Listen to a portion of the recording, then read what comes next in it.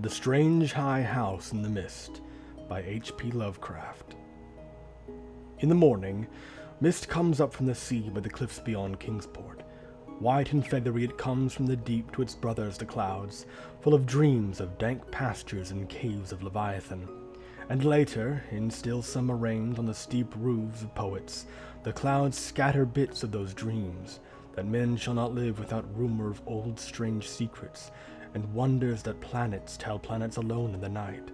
When tales fly thick in the grottos of Tritons, and conches in seaweed cities blow wild tunes learned from the elder ones, then great eager mists flock to heaven laden with lore, and oceanward eyes on tile rocks see only a mystic whiteness, as if the cliff's rim were the rim of all earth, and the solemn bells of buoys tolled free in the ether of faerie. Now north of archaic Kingsport, the crags climb lofty and curious, terrace on terrace, till the northernmost hangs in the sky like a grey frozen wind cloud. Alone it is, a bleak point jutting in limitless space, for there the coast turns sharp where the great Miskatonic pours out of the plains past Arkham, bringing woodland legends and little quaint memories of New England's hills. The sea folk of Kingsport look up at that cliff as other sea folk look up at the pole star, and time the night's watches by the way it hides or shows the great bear, Cassiopeia, and the dragon. Among them it is one with the firmament, and truly it is hidden from them when the mist hides the stars or the sun. Some of the cliffs they love, as those whose grotesque profile they call Father Neptune, or that whose pillared steps they term the Causeway. But this one they fear because it is so near the sky. The Portuguese sailors coming in from a voyage cross themselves when they first see it, and the old Yankees believe it would be a much graver matter than death to climb it, if indeed that were possible. Nevertheless, there is an ancient house on that cliff, and at evening men see lights in the small paned windows. The ancient house has always been there, and people say one dwells within who talks with the morning mist that comes up from the deep, and perhaps sees singular things oceanward at those times when the cliff's rim becomes the rim of all earth, and solemn buoys toll free in the white ether of faerie. This they tell from hearsay, for that forbidding crag is always unvisited, and natives dislike to train telescopes on it. Summer boarders have indeed scanned it with jaunty binoculars, but have never seen more than the grey primeval roof, peaked and shingled, whose eaves come nearly to the grey foundations, and the dim yellow light of those little windows peeping out from under those eaves in the dusk. These summer people do not believe the same one has lived in the ancient house for hundreds of years, but cannot prove their heresy to any real Kingsporter. Even the terrible old man who talks to leaden pendulums and bottles, buys groceries with centuried Spanish gold, and keeps stone idols in the yard of his antediluvian cottage in Water Street can only say these things were the same when his grandfather was a boy, and that must have been inconceivable ages ago, when Belcher or Shirley or Ponal or Bernard was governor of His Majesty's province of the Massachusetts Bay. Then one summer there came a philosopher into Kingsport. His name was Thomas Olney, and he taught ponderous things in a college by Narragansett Bay. With stout wife and romping children he came, and his eyes were weary with seeing the same things for many years, and thinking the same well-disciplined thoughts. He looked at the mists from the diadem of Father Neptune, and tried to walk into the white world of mystery along the Titan steps of the Causeway. Morning after morning he would lie on the cliffs and look over the world's rim at the cryptical ether beyond, listening to spectral bells and the wild cries of what might have been gulls. Then, when the mist would lift and the sea stand out prosy with the smoke of steamers, he would sigh and descend to the town where he loved to thread the narrow olden lanes up and down hill and study the crazy tottering gables and odd-pillared doorways which had sheltered so many generations of sturdy sea folk. And he even talked with the terrible old man, who was not fond of strangers, and was invited into his fearsomely archaic cottage, where low ceilings and wormy paneling hear the echoes of disquieting soliloquies in the dark, small hours. Of course, it was inevitable that Olney should mark the grey, unvisited cottage in the sky, on that sinister northward crag which is one with the mists and the firmament. Always over Kingsport it hung, and always its mysteries sounded in whispers through Kingsport's crooked alleys. The terrible old man weaves a tale that his father had told him, of lightning that shot one night up from that peaked cottage to the clouds of higher heaven, and Granny Orne, whose tiny gambrel-roofed abode in Ship Street is all covered with moss and ivy, croaked over something her grandmother had heard at second hand, about shapes that flapped out of the eastern mist straight into the narrow single door of that unreachable place. For the door is set close to the edge of the crag toward the ocean, and glimpsed only from ships at sea. At length, being avid for new strange things, and held back by neither the Kingsporter's fear nor the summer boarder's usual indolence, only made a very terrible resolve. Despite a conservative training, or because of it, for humdrum lives breed wistful longings of the unknown, he swore a great oath to scale that avoided Northern Cliff and visit the abnormally antique grey cottage in the sky. Very plausibly, his saner self argued that the place must be tenanted by people who reached it from inland along the easier ridge beside the Miskatonic's estuary. Probably they traded in Arkham, knowing how little Kingsport liked their habitation, or perhaps being unable to climb down the cliff on the Kingsport side. Only walked out along the lesser cliffs to where the great crag leaped insolently up to consort with the celestial things, and became very sure that no human feet could mount it or descend it on that beetling southern slope. East and north it rose thousands of feet perpendicular from the water, so only the western side, inland and toward Arkham, remained. One early morning in August, only set out to find a path to the inaccessible pinnacle. He worked northwest, along pleasant back roads, past Hooper's Pond and the old brick powder house to where the pastures slope up to the ridge above the Miskatonic, and give a lovely vista of Arkham's white Georgian steeples across leagues of river and meadow. Here he found a shady road to Arkham, but no trail at all in the seaward direction he wished. Woods and fields crowded up to the high bank of the river's mouth, and bore not a sign of man's presence, not even a stone wall or a straying cow, but only the tall grass and giant trees and tangles of briars that the first Indian might have seen. As he climbed slowly east, higher and higher above the estuary on his left, and nearer the sea, he found the way growing in difficulty till he wondered how ever the dwellers in that dislike place managed to reach the world outside, and whether they came often to market in Arkham. Then the trees thinned, and far below him on his right he saw the hills and antique roofs and spires of Kingsport. Even Central Hill was a dwarf from this height, and he could just make out the ancient graveyard with the Congregational Hospital beneath which rumor said some terrible caves or burrows lurked. Ahead lay sparse grass and scrub blueberry bushes, and beyond them the naked rock of the crag and the thin peak of the dreaded grey cottage. Now the ridge narrowed, and only grew dizzy at his loneliness in the sky. South of him the frightful precipice above Kingsport, north of him the vertical drop of nearly a mile to the river's mouth. Suddenly a great chasm opened before him, 10 feet deep, so that he had to let himself down by his hands and drop to a slanting floor, and then crawl perilously up a natural defile on the opposite wall. So this was the way the folk of the uncanny house journeyed betwixt earth and sky. When he climbed out of the chasm, a morning mist was gathering, but he clearly saw the lofty and unhallowed cottage ahead, walls as grey as the rock and high peaks standing bold against the milky white of the seaward vapors, and he perceived that there was no door on this landward end, but only a couple of small lattice windows with dingy bull's-eyes panes leaded in 17th century fashion. All around him was cloud and chaos, and he could see nothing below the whiteness of illimitable space. He was alone in the sky with this queer and very disturbing house. And when he sidled around to the front and saw that the wall stood flush with the cliff's edge, so that the single narrow door was not to be reached save from the empty ether, he felt a distinct terror that altitude could not wholly explain, and it was very odd that shingles so worm-eaten could survive, or bricks so crumbled still form a standing chimney. As the mist thickened, Only crept around to the windows on the north and west and south sides, trying them but finding them all locked. He was vaguely glad that they were locked, because the more he saw of that house the less he wished to get in. Then a sound halted him. He heard a lock rattle, and a bolt shoot, and a long creaking follow as if a heavy door was slowly and cautiously opened. This was on the oceanward side that he could not see, where the narrow portal opened on blank space thousands of feet in the misty sky above the waves. Then there was heavy, deliberate tramping in the cottage, and Only heard the windows opening, first on the north side opposite him, and then on the west just around the corner. Next would come the south windows, under the great low eaves on the side where he stood, and it must be said that he was more than uncomfortable as he thought of the detestable house on one side and the vacancy of upper air on the other.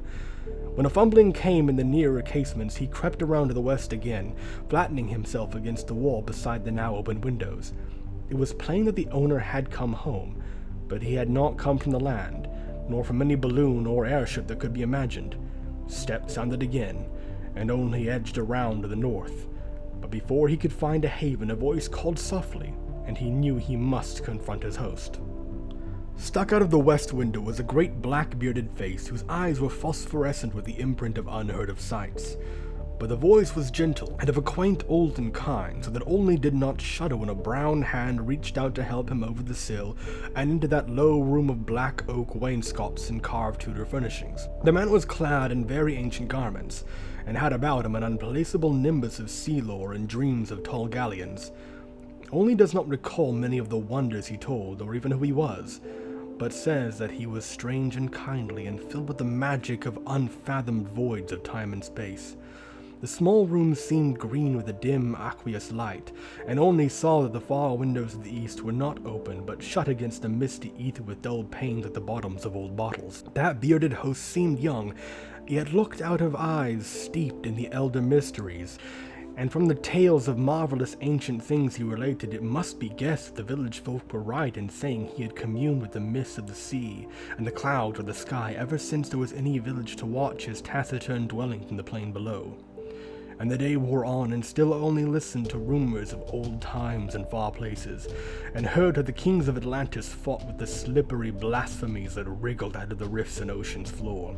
and how the pillared and weedy temple of Poseidon is still glimpsed at midnight by lost ships, who knew by its sight that they are lost. Years of the Titans were recalled, but the host grew timid when he spoke of the dim first age of chaos before the gods, or even the elder ones, were born, and when the other gods came to dance on the peak of Hathakia and the stony desert near Uthar beyond the river sky. It was at this point that there came a knocking on the door, that ancient door of nail-studded oak beyond which lay only the abyss of white cloud. Only started in fright, but the bearded man motioned him to be still and tiptoed to the door to look out through a very small peephole. What he saw he did not like, so pressed his fingers to his lips and tiptoed around to shut and lock all the windows before returning to the ancient settle beside his guest. Then only saw, lingering against the translucent squares of each of the little dim windows in succession, a queer black outline as the column moved inquisitively about before leaving, and he was glad his host had not answered the knocking, for there are strange objects in the great abyss, and the seeker of dreams must take care not to stir up or meet the wrong ones. Then the shadows began to gather, first little furtive ones under the table, and then bolder ones in the dark paneled corners, and the bearded man made enigmatical gestures of prayer, and lit tall candles in curiously wrought brass candlesticks. Frequently he would glance at the door as if he expected someone, and at length his glance seemed answered by a singular rapping which must have followed some very ancient and secret code.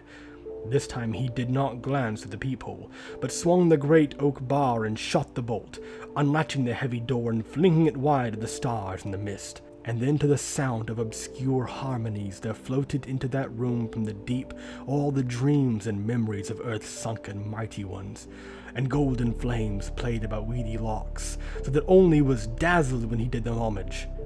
Trident-bearing Neptune was there, and sportive Tritons and fantastic Nereids, and upon dolphins' backs was balanced a vast crenulate shell wherein rode the gay and awful form of primal Nodens, lord of the great abyss.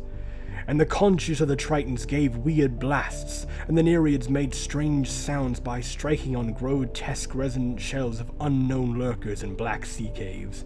Then hoary Nodens reached forth a wizened hand, and helped Olney and his host into the vast shell, whereat the conches and the gongs set up a wild and awesome clamor, and out into the limitless ether reeled that fabulous train, the noise of whose shouting was lost in the echoes of thunder.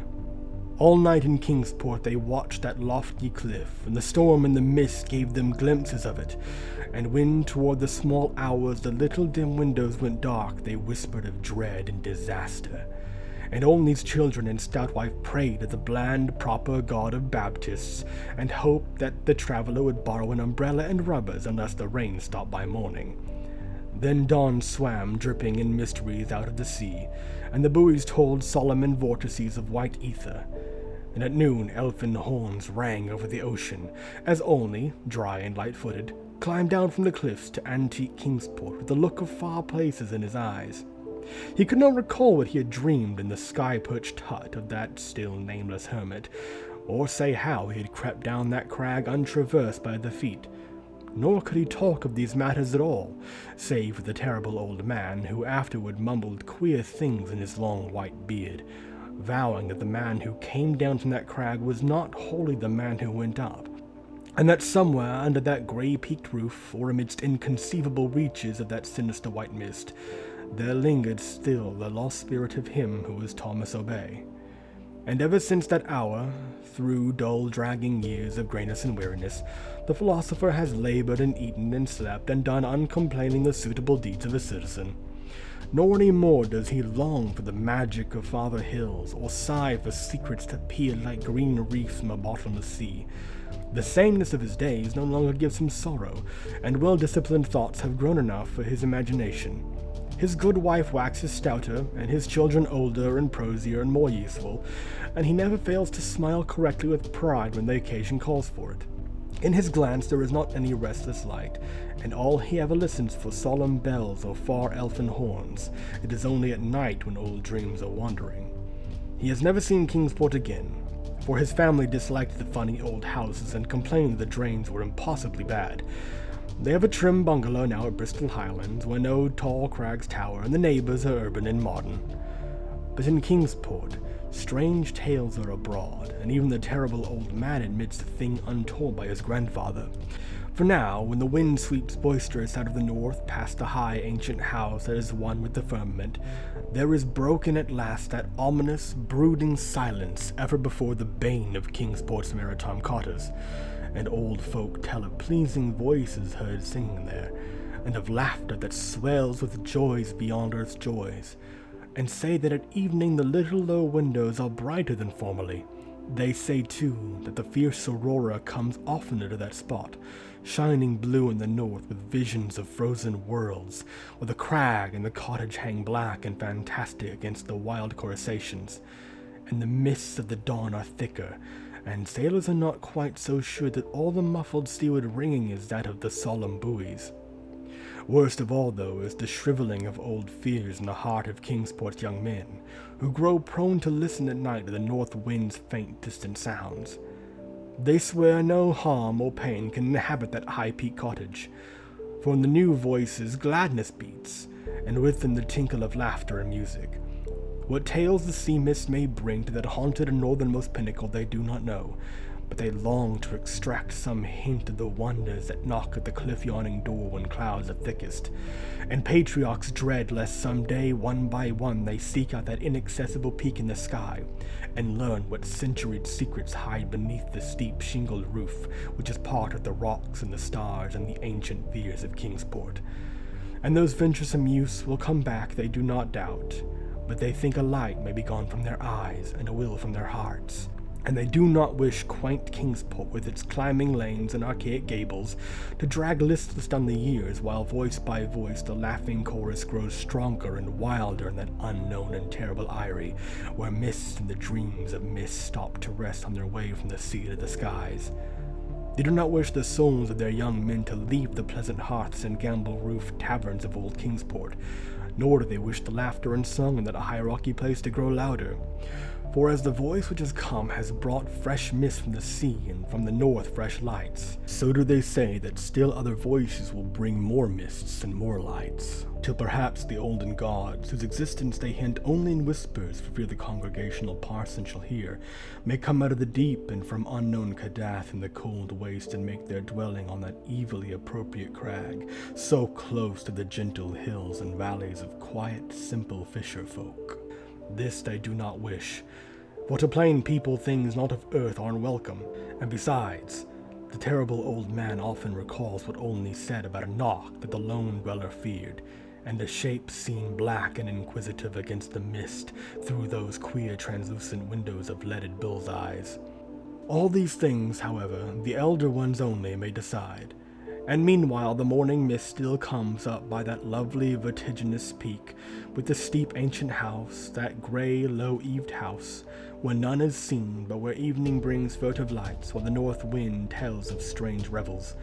White and feathery it comes from the deep to its brothers the clouds, full of dreams of dank pastures and caves of Leviathan,